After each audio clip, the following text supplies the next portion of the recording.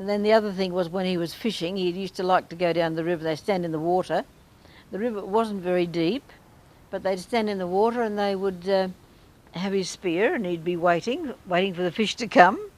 And we couldn't see anything, but he had such sharp eyes. They all had such sharp eyes, and so quick.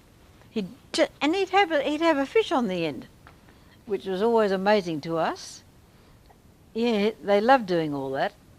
And of course, sometimes on the weekends we would muck around and say, well, we'll hide from you and you won't be able to find us.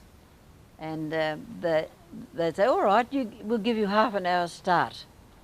So off we'd go. We often did this. We'd go down across the paddock and to where the river was, and we'd break off a branch or two and be covering over our tracks, walking backwards in the water. I think I may have mentioned this to you before.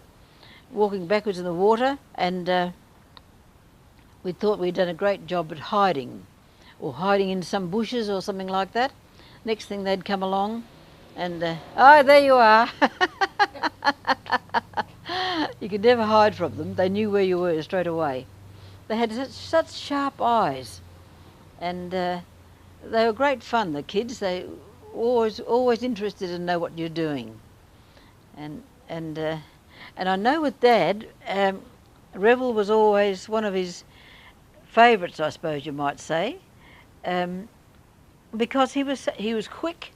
He was quick on the uptake of everything, and he was interested in everything. He seemed to be interested in everything.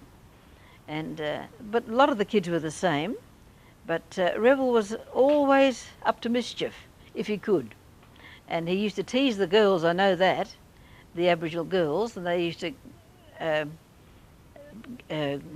sort of gather a little group and try and track him down. But he was always good fun, always laughing, always smiling. Yeah, he was a lovely little guy, and we were all very, very fond of him.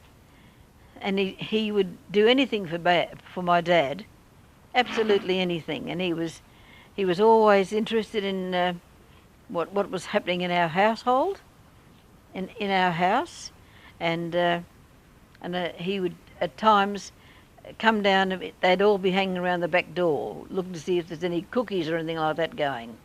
So Mum used to make a lot of stuff like that, and very, very helpful little fellow. Really, very, very helpful. Very nice boy, and great with sports, singing beautifully, and he was an ideal child, really. And I think he could have gone a long way had things turned out differently for him.